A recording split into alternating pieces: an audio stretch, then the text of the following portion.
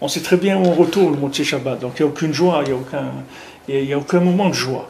L'autre joie, c'est quand on sortira du Gehinam, c'est tout. Mais tant qu'on sait qu'on va retourner dans le Gehinam Motsé Shabbat, on n'a aucune joie. Quelle joie il va avoir? Ben, ça c'est pareil. Quelqu'un maintenant, toute la semaine, il vit dans le Gehinam. Qu'est-ce que c'est le Gehinam? C'est l'argent. Rabbeinu là-bas, dans le Bat-Fila, il dit des mots qui sont très très forts, des mots très durs. Il dit là-bas que eux, ceux qui étaient dans l'argent, ils avaient l'habitude de faire des corbanotes, c'est-à-dire de se faire eux-mêmes, de se donner en offrande pour des gens qui ont beaucoup d'argent, pour s'inclure dans la personne qui a beaucoup d'argent. C'est-à-dire qu'ils venaient et faisaient des sacrifices humains. Ils faisaient des sacrifices humains, et quand ils trouvaient un riche, ils étaient tellement en extase devant le riche qu'ils se prosternaient devant lui, et c'est vraiment quelqu'un de très riche, et bien ils se sacrifiaient, ils se tuaient pour s'inclure dans le riche. Donc ils étaient arrivés à un niveau dans l'idolâtrie de l'argent très très fort. Alors quand ils sont partis, les envoyés de ce pays-là, pour chercher une etza, pour chercher, parce qu'ils avaient sur eux le gibor du roi, le guerrier du roi, qui leur courait après, et il leur a dit, si vous vous soumettez pas à moi, je vais vous tuer. Tout le pays, je vais le tuer. Si vous vous soumettez, je vous fais rien. Mais si vous ne me soumettez pas, je vais vous tuer à tous. Et eux, ils ne pouvaient pas se soumettre parce que lui, il n'aimait pas l'argent. Donc ils ont dit, si nous on se soumet à lui, c'est comme si on fait du shmad, c'est comme si on perd notre émouna. Donc ils ne voulaient pas se soumettre à lui. Donc ils ont envoyé une équipe pour chercher dans le monde comment ils vont trouver des gens riches pour les aider à se libérer de ce guerrier du roi. Mais ils leur ont dit, quand vous allez voyager, attention, pas de korbanot, c'est-à-dire vous donnez pas en offrande. Même si vous trouvez quelqu'un de très riche, vous donnez pas en offrande. Il dit là-bas parce qu'ils ont eu peur que peut-être, il dit là-bas Rabbeinu, peut-être quelqu'un, un jour, il va rentrer aux toilettes, et il va trouver un trésor. Et alors il va aller, il va s'égorger, il va se donner pour ce trésor-là. Mais Rabbeinu, il emploie le terme, quelqu'un il va rentrer aux toilettes et là-bas il va trouver un trésor. Rabbeinu ne dit pas il va aller dans un building 5 étoiles ou à la bourse du diamant. Rabbeinu il dit il va aux toilettes et là-bas il trouve un trésor extraordinaire. Ça veut dire Rabbeinu il te montre où ça se trouve ça. C'est-à-dire ça, pourquoi les toilettes? Parce que les toilettes c'est l'endroit des choses qui se jettent, qui servent à rien, oui. C'est-à-dire tout ce que maintenant, qui ne va pas passer la frontière de la tombe, ça s'appelle des excréments, les maasés. Et la seule chose qui passe qui passe pas dans notre monde, c'est l'argent. C'est la seule chose qui passe pas. Même les habits, tu peux prendre un petit truc, un petit habit blanc, un petit talit ou quelque chose, tu pars avec. Mais l'argent, il n'y a rien, ça passe pas. Donc ça veut dire c'est que des excréments par rapport au lamaba. C'est quelque chose qui est complètement... C'est pas la peine de faire un tri dedans, c'est tout à jeter, il n'y a rien. C'est-à-dire celui qui croit là-dedans, il est mamash dans la Vodazara Gmoura. Il est dans la Vodazara totale. Donc c'est quelque chose qui est très difficile. Il faut savoir que quand on rentre dans le monde du travail, on rentre dans une épreuve qui est très difficile. Et donc il y a besoin beaucoup de doutes, beaucoup de préparation pour pas tomber dans... Très facilement on peut tomber, très très facilement. C'est pas, d'abord il faut connaître les halachot, parce que sinon les gens, ils s'inventent des halachot. Les gens, ils s'inventent, ils disent, bon, mais j'ai le droit quand même, je me suis fatigué, j'ai téléphoné et tout ça, j'ai le droit de prendre une commission sur la maison, quand même c'est moi. Non, tu peux pas, il faut que tu demandes.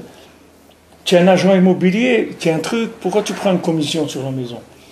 Est-ce que la personne, elle sait que tu prends une commission sur la maison? Si elle ne sait pas, il faut que tu lui dises, parce que sinon tu n'as pas le droit. Si maintenant quelqu'un, il te rend chaliard, et tu dis, regarde, quand tu connais du monde et tout, regarde si tu ne me trouves pas une maison, tout ça. Alors tu lui dis, ouais, j'ai trouvé, Minashamaim, bon Hachem, j'ai un ami justement que maintenant il veut vendre et tout. Voilà, je vais te mettre en contact avec lui. Mais tu n'as pas le droit de prendre de l'argent. Il faut que tu lui dises. Il faut que tu lui dises, tu sais, moi je vais chercher et tout, mais bon, je vais passer du temps et tout, donc je vais prendre une commission sur la vente. Ou tu peux prendre de l'autre côté, de celui qui vend la maison. Tu peux lui dire, voilà, moi j'ai un client et tout, tu me donnes un pourcentage, ça tu peux.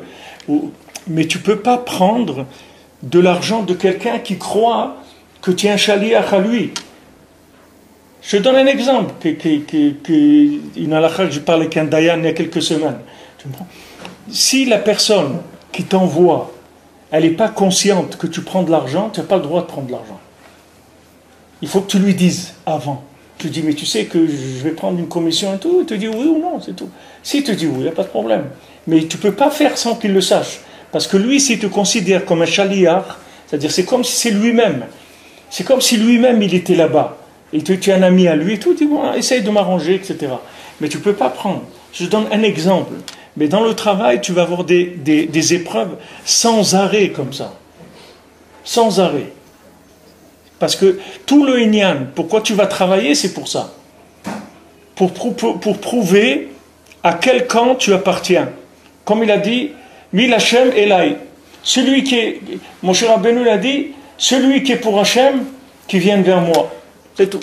Et ceux qui sont venus, et les autres après, il leur est arrivé ce qui leur est arrivé.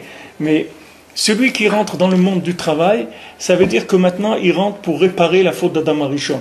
C'est-à-dire maintenant, la faute d'Adam Arishon, c'est d'avoir choisi la connaissance du bien et du mal par rapport à la vie dans le Gan Eden. D'accord? C'était ça son avéra qu'il a fait. Donc il est tombé. Maintenant qu'il est tombé, il faut qu'il prouve que ce qui l'intéresse, c'est le Gan Eden. Ce n'est pas les excréments de ce monde. Ce qui l'intéresse, c'est le Gan Eden. Alors il vient, il dit, regarde, moi Hachem, moi ce qui m'intéresse, c'est le Gan Eden. Hachem, il dit, ok, pas de problème. Donc voilà, tu as 6 jours d'épreuve. Je te donne 6 jours d'épreuve. Pendant ces 6 jours-là, tu vas me prouver ta fidélité. Tu as prouvé ta fidélité, Shabbat, tu rentres avec moi. Il n'y a pas de problème. Maintenant, chaque semaine, chaque Shabbat, tu vas augmenter ton degré de fidélité. Ce degré de fidélité, il va te donner un crédit spirituel plus grand, de plus en plus grand. Plus tu vas être fidèle, plus tu vas recevoir d'énergie spirituelle. Parce que dans le ciel, on cherche des gens fidèles. Pourquoi? Parce que les gens fidèles, ils font des tikkunim dans le monde, ils réparent le monde. Donc on cherche ces gens-là. Donc ces gens-là, quand on leur fait les épreuves, tu commences par les épreuves du béaba, mentir, voler, trucs et tout. Tu commences avec ça. Tu passes ça, tu reçois une âme supplémentaire. Tu continues, Shabbat, tu reçois une âme supplémentaire. Donc tu reviens, tu rentres dans la semaine, tu es un peu plus fort que la semaine d'avant. C'est plus fort, ne crois pas que c'est passé, tu vas avoir des épreuves aussi plus fortes. Tu vas avoir des épreuves plus fortes. Alors, encore, ça revient. On voit qu'est-ce que tu choisis. Plus tu passes d'épreuves, plus on te monte de grade. Qu'est-ce que ça veut dire on te monte de grade? Ça veut dire on t'enrichit spirituellement pour que tu puisses avoir plus de pouvoir spirituel pour réparer dans le monde. Alors c'est un choix, c'est tout, tu choisis. Mais si tu ne passes pas ces examens-là, tu n'as pas le diplôme. C'est-à-dire que tu ne peux pas pratiquer. Tu ne fais pas comme des gens en Russie et tous acheter des diplômes, et il vient ici avec un diplôme, il l'a acheté. Il veut faire médecin, il n'a jamais appris la médecine. C'est pas comme ça la Torah. La Torah, tu peux acheter personne, il n'y a personne à acheter. Parce que tout celui que tu vois, tu crois que la personne, elle a de la Torah, elle connaît la Torah, tout, c'est pas ça qu'il faut voir. Il faut voir l'argent. Où il est dans l'argent. Moi j'ai vu des rabbanim, tu dis des dayanim, des gens avec des barbes comme ça, des roches kolel de dayanout. Et au Beddin, ils mentent pour voler de l'argent. Et quand je suis sorti, j'ai parlé avec lui, je dis, mais je ne te comprends pas. Je dis, comment tu prends de l'argent en mentant? Mais tu ne crois pas en Dieu, tu ne crois pas qu'on va aller dans une tombe, qu'on va savoir, un jour on va faire les comptes là-bas, tu ne crois pas qu'on va faire les comptes? Il dit, non, l'argent c'est l'argent, ça c'est... Je dis, mais alors, quand tu mets les tefilines, il ne faut pas que tu mets des parachiotes, il faut que tu mets des billets, des dollars. Tu mets dans un truc 1, l'autre 5, l'autre 20 et l'autre 100. Au moins, quand tu fais comme sur les chines, tu fais la forme, là, le dollar avec la barre. Au moins, tu pries à ton Dieu. Mais je dis, t'as peur de rien, ça veut dire. Et toi, tu es un roche collèle de Dayanout, c'est-à-dire que les gens ils viennent après chez toi. Comment être possèque la halakha et tout. Je dis, mais c'est. Je dis, moi, bon Hachem, ça me fait pas peur de voir ça, parce que je sais que dans ce monde, il existe beaucoup de choses. Mais je dis, tu vois, quelqu'un qui a fait tchouva ou un truc et tout, il voit un truc comme ça, je dis, mais le gars, il abandonne la Torah tout de suite. De voir un personnage comme toi qui fait des discours dans les communautés et des trucs et tout, je comprends pas comment tu peux. Mais il y a pas, ça passe pas parce que les gens, ils savent même pas de quoi tu parles, Birlal. Alors toi, tu vois quelqu'un comme ça. Toi, tu crois qu'il a une neshama. Il n'a pas de neshama. Sa neshama, c'est des dollars, c'est tout. Il n'y a pas de neshama. Plus il a des dollars, plus il a de la vitalité. Moins il a de dollars, moins il a de vitalité. C'est ça sa vie. Il n'a pas d'autre chose dans sa vie. Il n'a que ça. Alors ne crois pas que la Torah, tu peux rentrer comme ça et te connecter avec Dieu, te connecter avec la spiritualité, avec les tzadikim, avec tout. Tu peux pas. C'est pas comme ça que ça se fait. Tu vas passer des épreuves. Ces épreuves-là, on va tester. Est-ce que tu tiens à la spiritualité ou bien aux excréments de ce monde qui sont béikar l'argent?